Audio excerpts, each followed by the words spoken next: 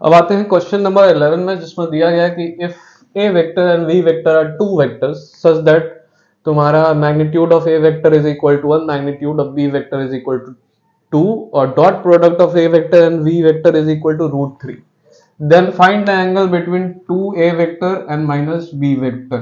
ठीक है, देखो फॉर्मूला क्या होता है, A vector dot V vector is equal to magnitude of a vector into magnitude of b vector into cos theta।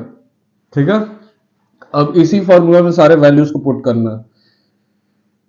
क्या फाइंड आउट करना है, angle between two A vector and minus B vector. तो ये लिख लो two A vector dot minus B vector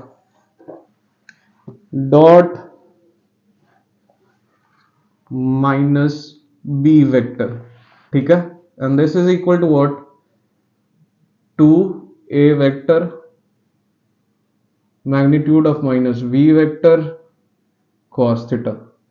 ठीक है, this is equal to what, two A vector को आप लिख सकते हो टू ए वेक्टर और obviously minus B vector magnitude है तो ये भी बी वेक्टर cos थीटा।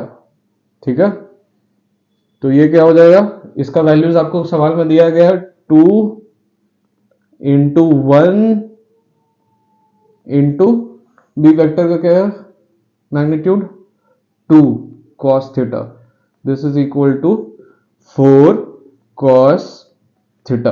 अब इधर देखो, अब अपने लेफ्ट हैंड साइड पे देखोगे तो 2 ए वेक्टर माइनस बी, तो ये तो मैग्नीट्यूड है तो इसको लिख सकते हो तुम, सॉरी मैग्नीट्यूड क्या बोला, डॉट प्रोडक्ट है तो इसको लिख सकते हो तुम -2 ए वेक्टर डॉट वी वेक्टर।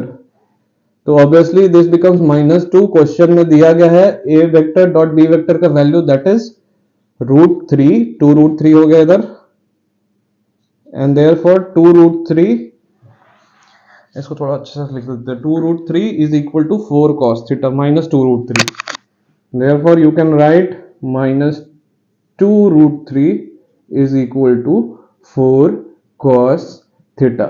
यहां से आपको cos थीटा मिल जाएगा, cos theta is equal to what, -2√3 upon 4, ये 2 कैंसिल, ये यहाँ पे 2 आ गया, ये becomes -√3 upon 2, therefore cos theta is equal to -3√3 upon 2।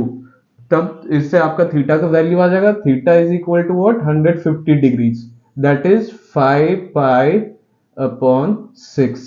ठीक है, that is equal to 150 degree. देखो ऑप्शन में जहां भी 5 पाई बाई 6 होगा उसको मार्क करोगे, you will get 1 marks for it.